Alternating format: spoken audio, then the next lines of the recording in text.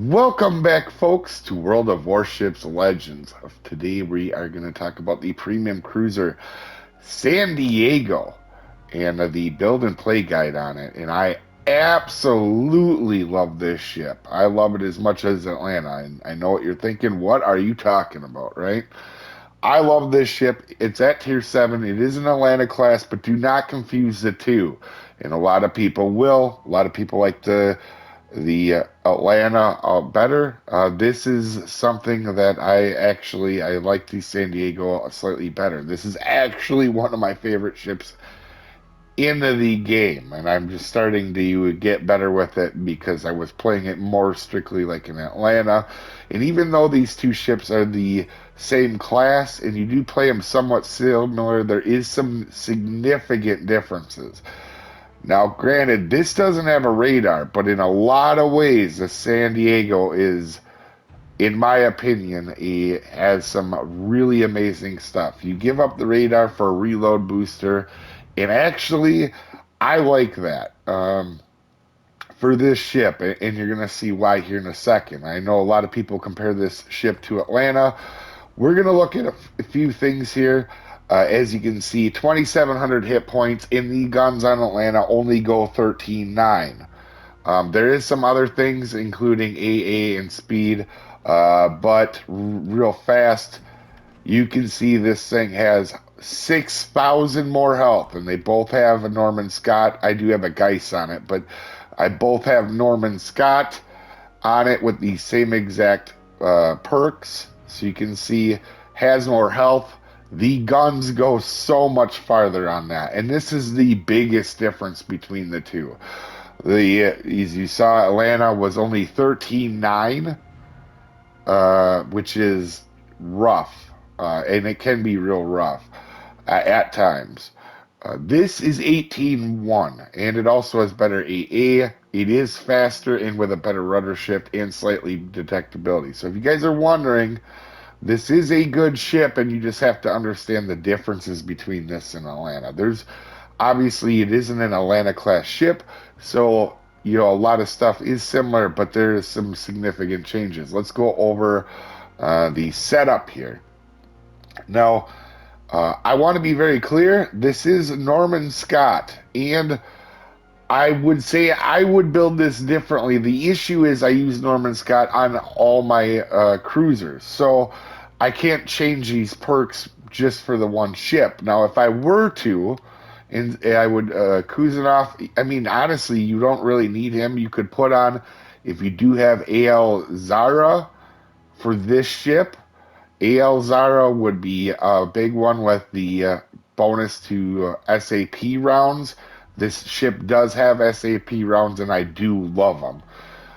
The cruiser main battery reload time here is a big help, but like I said, you could change Kuznetsov for AL Zara if you do have her upgraded. Now, I want to be very clear. This thing has amazing range, so you could build this commander a few ways. Now, I actually recommend doing torpedo detectability. It doesn't have HE, but like I said, I use Norman Scott for all my cruisers, so I can't change it for this one ship. Also, because you're using SAP about 90% of the time in this ship, you're better off, instead of taking this AP damage multiplier, for this ship when you play it, you're probably best to take the armed and ready, or even Velocis for the extra movement speed, because you're not going to use AP a ton out of this ship, and obviously for last perk fixated and fully packed for your perk. You could actually do refill station on this, but I do like having the extra reload booster and the sonar and the health, the heal. So, with that being said, let's go check out the upgrades on the ship. Dispersion in slot 1 for the modifications, and propulsion mod 2. You could go with steering gears if you want, but I find myself wanting to get moving when I get spotted, or it helps me kind of get in the way or out of the way of shells. Also, This has a really good rudder shift on it. Like I said, either way is good. This one, you definitely want the detectability and the concealment mod 1 for that. And for your last slot, you can see I have the epic mod for main battery mod 3, just because I am starting to absolutely love this ship. And so you could do the without the epic, obviously. But that helps with the reload time, and the guns turn fast on this thing, so you don't worry about losing the traverse time. For the loadout, I would definitely take the repair over the AA, and I will say the repair actually is more useful on this thing. The repair party is a better heal than you kind of expect it to be sometimes. You don't expect to get much back out of it, and it does help out quite a bit. Uh, the specs on it. This, for an Atlanta class, has a fair amount of health. We talked about it. Has 6,000 more health than Atlanta. Very good on that. And it has incredible range. It has some crazy range. You don't even have to perk it up in range, to be honest with you. Um, and it does have SAP. Uh, and the SAP on this thing is very, very, very good. Especially when you get aimed in on a target, you can just melt health away from people. I mean, melt it. I know you can't start fires with it, but it's a fair trade-off when you can see in the match that we have where I start getting focused on people. Torpedoes, they're defensive torps. You really don't use them unless you get caught off guard. They're pretty short. They do pack a punch if you do need them. AA, it does have pretty good AA and maneuverability. The thing is pretty quick. It turns pretty well. No complaints there. And detectability, it is pretty average or better than average detectability at 10.2. And so, one thing real quick too, I want to talk about with this in Atlanta. I do not play in divisions, and this is what makes this ship difficult to play. If you are not in a division, you are not going to have any chance of getting spotting. And sometimes you have to spot for yourself, and that's why I go back and forth between the rudder shift or the propulsion mod. And you can see here, even with relatively good numbers for a cruiser, I mean they're respectable, especially for the limited amount I played this. I've only played it 13 times. At first, I was trying to be brave because I am a aggressive player and I get annoyed when I can't get spotting. I would be overly aggressive with this ship, and this thing does not have a ton of armor for that. But the stats that I have, even considered probably the 3 or 4 first matches when I just instantly got murdered in it because I was too aggressive and couldn't be patient. You can see the stats are respectable in this ship, even with them awful games in it in the beginning when I first got this thing. Uh, with the 56,000 damage, even the potential damage of people getting mad at me is decent for a cruiser. Um, and honestly, it's a very good ship, especially when you're in a division, guys. Now we'll get to armor, and this thing's real weakness. First of all, you do not have much armor on this thing. So the you can see you cannot bow tank about anything in this game at 16 millimeter bow and stern. So you don't want to be bow tanking. You really don't want to be seeing a whole lot if you can help it. And it does have a big Atlanta class superstructure for a cruiser, as you can see there.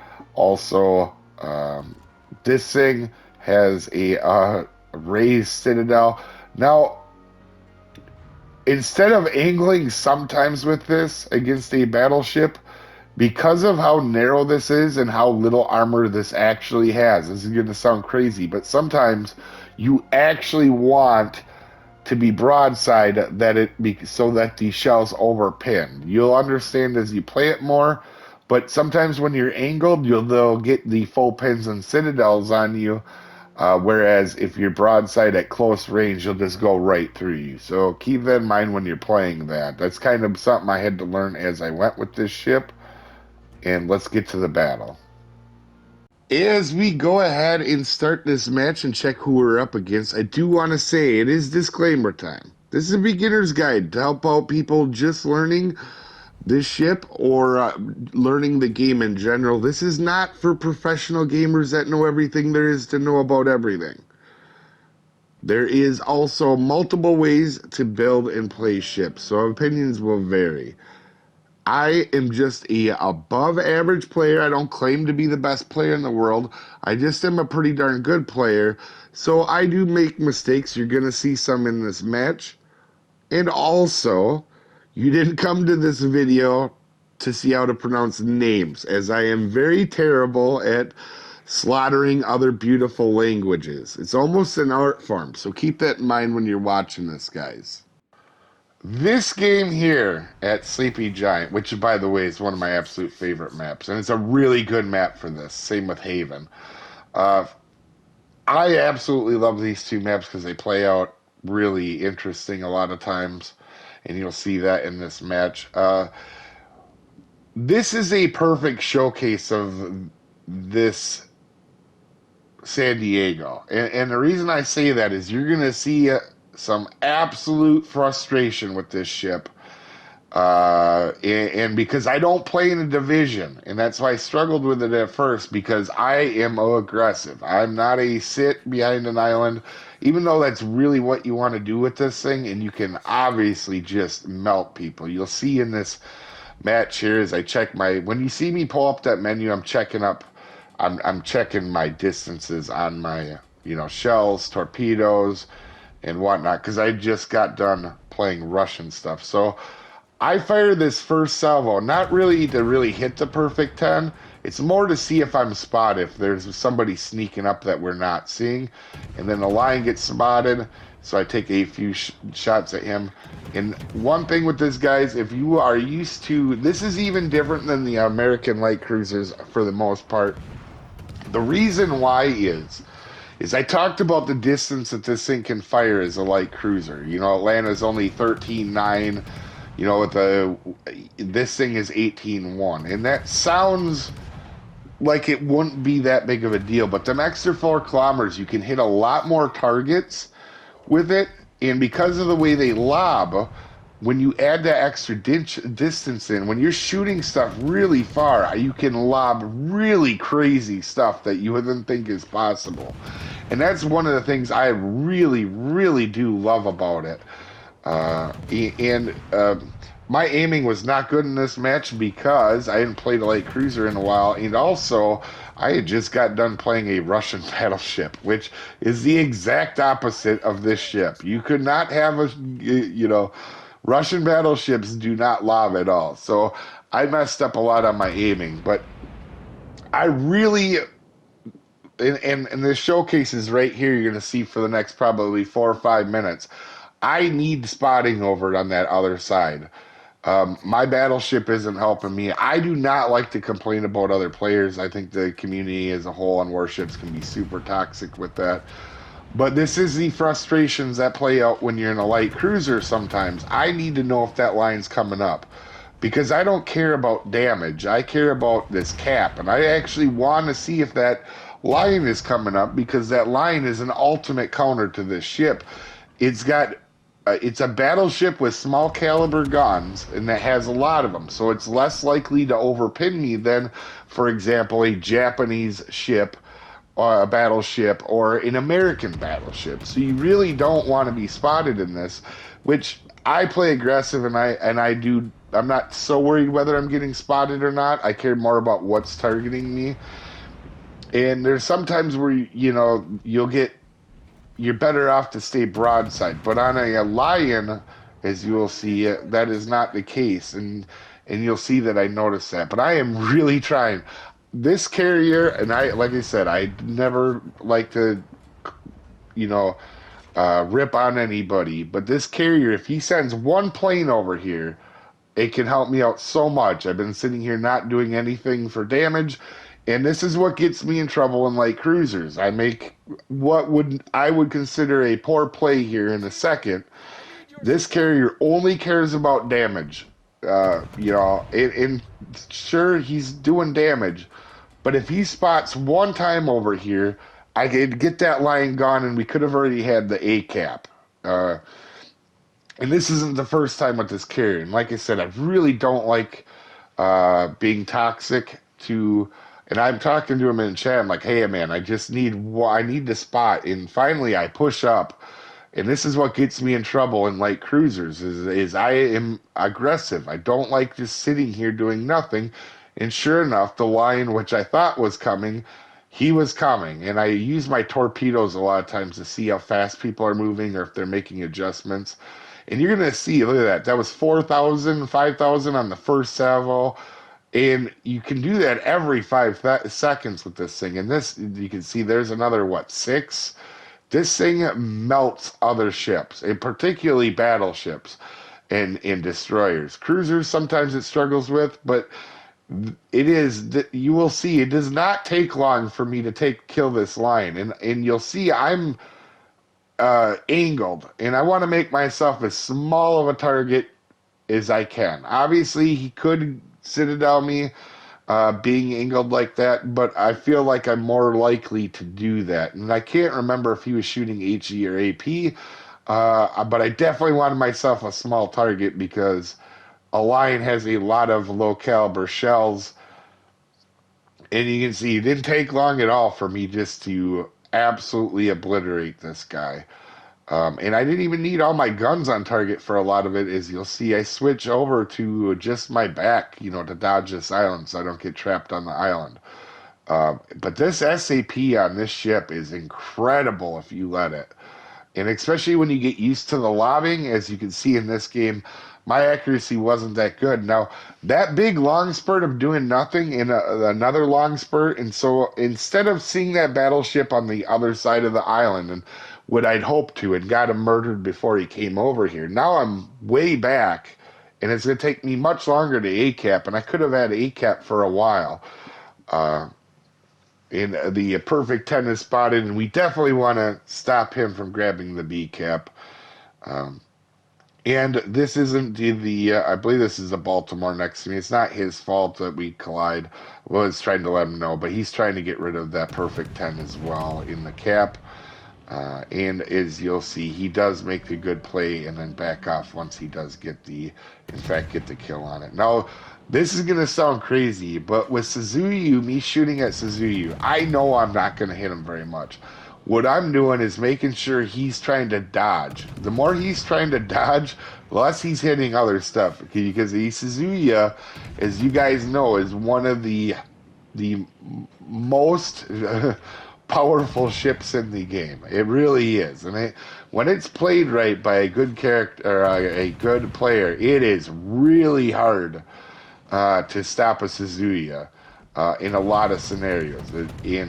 So I'm just trying to shoot to help make him dodge, so maybe he's not as aggressive on his targeting.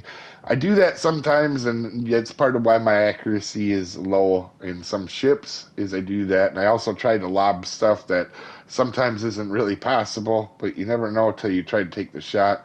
Right here, I'm getting A cap because I am a player that doesn't care about damage. I care more about cap control and winning a match and helping my team. So my thing is I want to get in here, get the capture, because you can see, we are losing this match right now, and it could go very bad on us. I don't know what happened on the right side. I was trying to pay attention, but I was playing a little frustrated with not any spotting. And you'll see with 6 minutes to go, only 40,000 damage. A lot of that is because, I didn't really have anything to shoot at. But you're going to see here at the very end, once I get into the cap here, you're going to see quite a bit happen. And you're going to be like, wow, this could have been a really, really, really good game, had you had some spotting or been able to get the cap earlier. And this New Orleans, I really wanted to try to get rid of. This New Orleans was really good, even though he pushed too much into the cap, tried to get to the cap. He does play this well by backing up and going. He's making it a little harder for him to hit. So I'm just going to throw rounds that way. And I'm trying to actually, not really so much, I want to help take him out. But we have a full health battleship back there, as you can see. And I'm trying to sneak up just a little bit to get in range for that. And I'm kind of keeping on the map. And then you'll see me adjust once I get into range, where I'm going straight after Vanguard and the aircraft carrier. And again, not to pick on this aircraft carrier. This is another point where he really...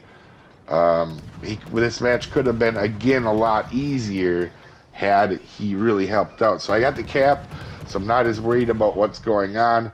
We get rid of the New Orleans, and you can see I start moving up. I need that aircraft carrier to spot the Vanguard and as you can see, there's the Vanguard, who's now down a little bit on health. And I start to focus on him, and you see we'll do some damage. You know, we only had 40-some thousand damage, and the carrier gets spotted, so I'm trying to send it both ways just in case one of them starts to move. And then I start to move up a little bit, because I know if I get this gap, I'm also really hard to hit if the aircraft starts to spot me, and lo and behold, he does. So that was the right play to make. And I don't know what the Vanguard was doing, but he definitely should have started moving. But you can see, even at this distance, a lot of these shells will hit. Even with my terrible aim and me kind of playing mad. But you can see over half my shells hit there at 16. That one kind of was aimed wrong, so they didn't many of them hit. But you can see then they go dark, and I just throw some out, and then I get spotted, so I need to move up a little bit behind this island. The carrier starts to focus me, which, to be honest, I'm not really concerned with. I have 2 heals left, and you can see the Vanguard. We've gotten it pretty much down. Somebody's got a fire on him as well, and we're just going to try to eliminate him. But you can see, just in a very short amount of time, we've really took that Vanguard down. As you can see, I'm pretty sure Suzuya, which I was concerned about earlier, and I can't remember, it's Mogami or something over there, did hit me, and I start unloading on this aircraft carrier. And you're going to see how quick this aircraft carrier starts going down. And all I want is our aircraft carrier, he's only worried about damage, so he's there just to torp the dang thing and get away. And if he stays there, as you can see, we start unloading a bunch of damage on this guy. This aircraft carrier, he just leaves this guy unspotted for the last part. And if he just keeps him spotted, and you'll see he doesn't even go back to the carrier, which is such a poor play. You get that other carrier out of the game so he quits spotting everybody. As you can see, I've been spotted. The only times I've been spotted in this match is by the carrier. And now the Suzuya is starting to come in, and we're going to try to help out with that.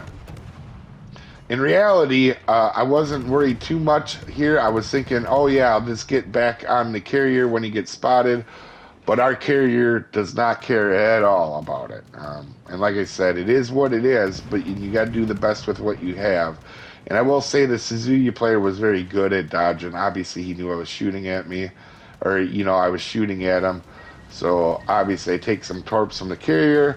I take a bunch of damage from the carrier that was unnecessary in this game. I wouldn't have had to eat all this damage from this carrier if I know he's trying to spot Suzuki quick in them, but if he spots that carrier for 3 seconds, that carrier's dead.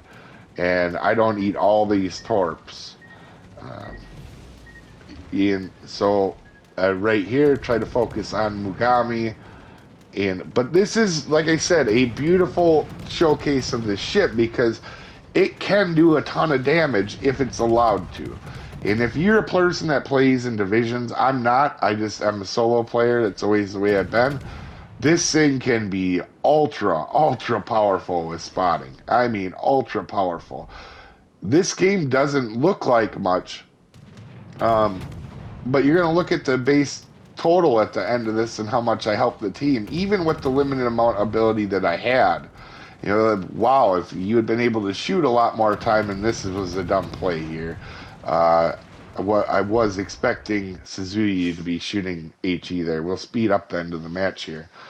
But very unfortunate because this could have been a very incredible game.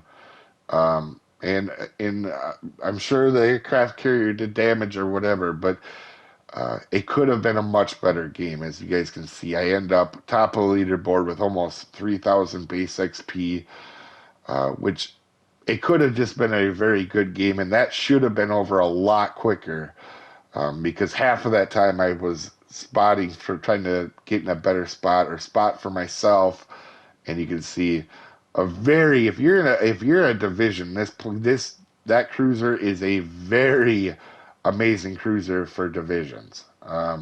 If you have spotting, the sky's the limit with that thing. It's kind of like a Mino in some ways. Anyway, you guys have a wonderful day, and I will see you next time, folks. Have a good one.